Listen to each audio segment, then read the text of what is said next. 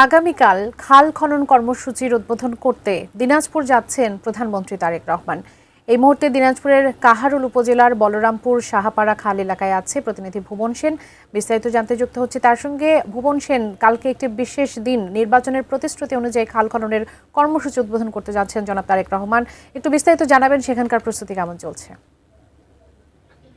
বাপলি, আপনি জানেন যে বাংলাদেশ জাতীয়তাবাদী দল বিএনপির নির্বাচনী অন্যতম ইশতেহার ছিল এই খাল খনন প্রক্রিয়া। এটির উদ্বোধন করবেন আগামীকাল জনাব তারেক রহমান, বিএনপির চেয়ারম্যান এবং মাননীয় প্রধানমন্ত্রী। তিনি খাল খননের উদ্বোধনের পাশাপাশি এই দিনাজপুরের কাহারোল উপজেলার বলরামপুর সাহাপাড়া খাল খননের উদ্বোধনের মাধ্যমে দেশের 53টি স্থানে এই খাল খননের উদ্বোধন হবে।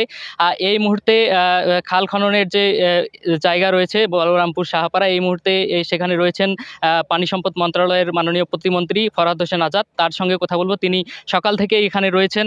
আসলে আপনি তো সকাল থেকে এখানে রয়েছেন। ধন্যবাদ।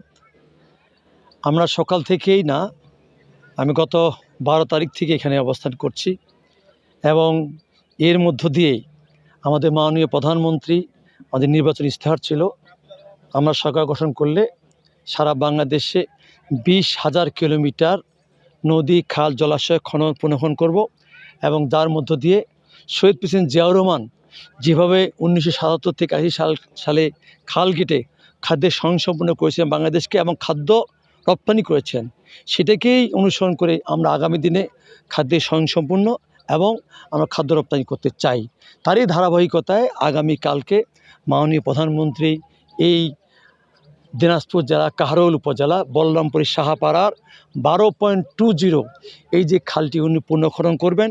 এই খননের মধ্য দিয়ে এই এলাকায় প্রায় 35,000 কৃষক মানুষ সেচে আওতায় আসবেন এবং প্রায় কয়েক হাজার আমাদের এখানকার জমি আমাদের সেচে আওতাভুক্ত হবেন, যার মধ্য দিয়ে এই এলাকার মানুষের এই যে বিগত দিনে যে দুর্দশা, বন্যার সময় বন্যাগ্রস্ত হন, বন্যার সময় বন্যা, আবার খরার সময় খরা, এই যে বিষয়গুলো আমাদের মানুষগুলো এখানে অতিবাহিত করেন, সেখান থেকে তারা একটা সুখের মুখ দেখবেন এবং তাদের মুখে হাসি ফোটানোর জন্যই আমাদের মাননীয় প্রধানমন্ত্রী আগামীকালকে এসে খাল খনন করবেন।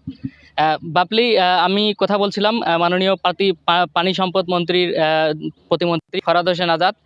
তিনি জানাচ্ছিলেন যে তারেক রহমান সৈয়দপুর এয়ারপোর্টে নেমে এখানে বাই রোডে আসবেন এবং দিনাজপুরের গোরে শহীদ বড় ময়দানে তিনি ইফতার মাহফিলে যোগদান করবেন এবং তার আগে তার যে নানা নানি এবং তার যে বড় খালা রয়েছে তার কবর জিয়ারতের মাধ্যমে তিনি কিন্তু এই দিনাজপুর